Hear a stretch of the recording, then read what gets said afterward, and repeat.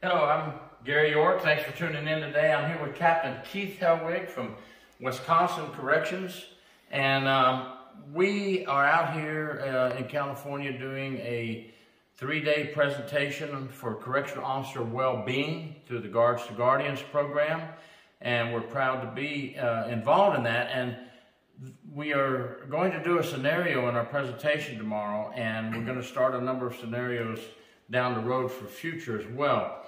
We're going to do a scenario now that can prevent a critical incident from occurring, and you may think, wow, such a simple thing. This is so simple, but how can it stop a critical incident? But why is it important to remember the simple things, Captain, in corrections? Well, exactly. You want to try to de-escalate as much as you can, and you want to try to maintain your dignity while doing so. And you want to also show the humanity of yourself. You want to show the humanity of officers. And in doing so, you may avoid a critical incident, something which is ultimately going to haunt you through the rest of your life if it goes wrong. But if you just take a few seconds to do it right, you'll probably never even think about it again. So, all right, here we go. Okay. Here's the scenario. I'm the officer, by the way. And I am the inmate.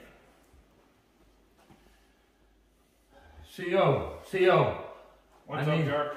I need help. I just got bad news. My mom's in bad shape. They don't even know if she's going to make it. You got to help me. You got to help me. All right. I got to get hold of my family and talk to them. You need to put in a kite to your social worker, put in a kite to the chaplain. I don't have time to deal with this stuff. Have your This cell is a family emergency. Have your cell rack in, that's an order.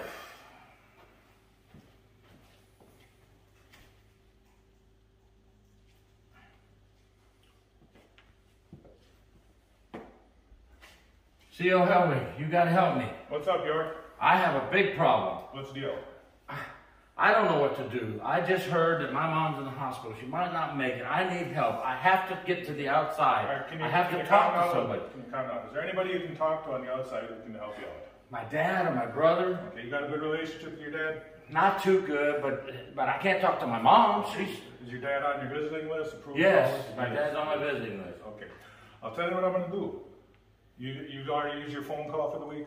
I've used my phone call. I can't. All right, what I'm going to do is I'm going to call the captain. I'm going to explain the situation to the captain. Maybe he'll approve a phone call for you. I can't promise you that he is, but why don't you go back to your cell, just sit down, take it easy, get calm. I'll get back to you in about 5 minutes and I'll let you know what's going on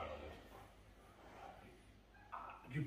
Will you get back? You're really going to get back with me? I'll get back to you. If I promise you I'm going to get back to you, I'll get back to you. All right? All right. Okay. Please help me. Now the scenario we've just presented, it took us probably 45 seconds in the second scenario. In that second scenario, the inmate's going back to his cell. The inmate's going to be thinking somebody's out to help him. You maintained the dignity of that inmate by giving them some of your time. You've maintained your humanity as an officer by giving him some of your time. You've stopped a critical incident from evolving a critical incident, which in the first scenario, you can't tell me that's not going to haunt you the rest of your career, that you didn't take an extra 30 seconds to deal with that inmate and he took his life. That's something you have to think about when you deal with inmates or when you deal with anybody in general. Give them a few seconds of your time. It's not going to hurt anything. It may solve a situation. It may stop a situation from developing into something critical. And think about what you just did if you do it correctly, as in the second scenario. We know that inmates have committed suicide when they've had trouble with family on the outside, or someone's passing away, or they lose a loved one. And what does that do? That brings about an investigation. Here comes the IG. Maybe hits the newspapers. Now the media is pumping it up to be something, that makes us look bad. When it only takes, as Captain Hellwig said, 45 seconds to slow down the situation. Humanity is okay. We can be humane when we're working with the incarcerated. It's not going to hurt you. To me, it makes you more of a man or a woman to work with them for a few seconds and to save a lot of things from occurring and a lot of bad news for the agency. If you just stop to think for a second, there are so many scenarios that we could do to prove it only takes you as an officer about a minute to take care of something and another minute to report it. And then what will happen? once you report it, somebody will come down and talk to the inmate. They should. Maybe they'll get the chaplain involved. They'll get the chaplain involved in a lot of these incidents as well.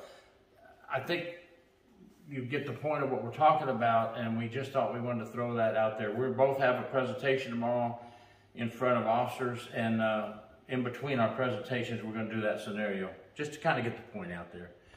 I really appreciate working with you this week, and thank you for doing this video with me. No problem. And thank you, Guards and Guardians program.